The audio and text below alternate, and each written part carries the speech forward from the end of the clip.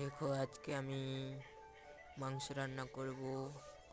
মা বাবা বাড়িতে কেউ নেই, আমি একা আজ রান্না করব আমি। দেখো যে মাংসটা ধুয়ে নিয়েছি, আলুটা ভেজে নেব। কড়াইতে আলুটা ভেজে নেব, হালকা লাল লাল করে আলুটা ভেজে নেব।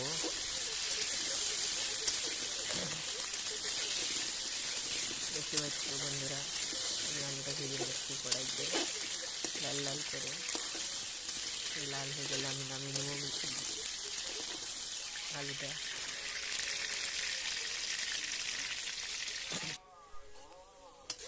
পেঁয়াজটা ভেজে নিচ্ছি, আলুটা ভাজা হয়ে গেছে, পেঁয়াজটা ভেজে নিচ্ছি।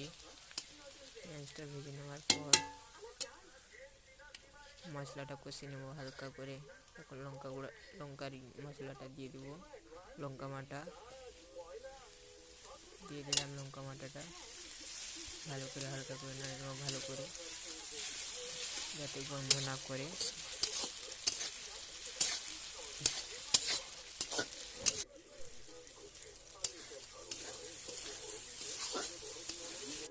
নাড়া হয়ে গেছে দেখতে পাচ্ছ। এখন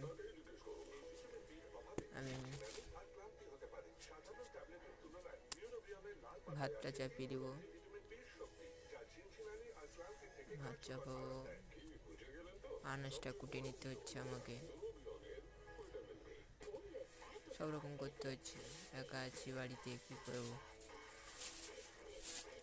এরকম করতে হচ্ছে আর কি। বাজার থেকে এসে আমি চান টান করে উলানটা ধরিয়ে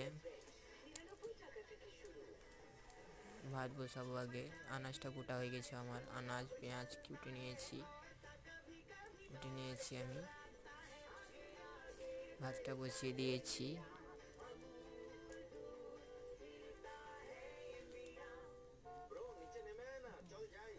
ভিডিওটা ভালো লাগলে সাবস্ক্রাইব করে দিও চ্যানেলটাকে আমার।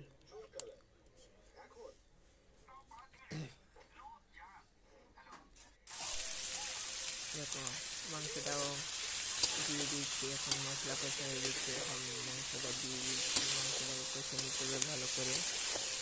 মাংসটা কষে নেওয়ার পর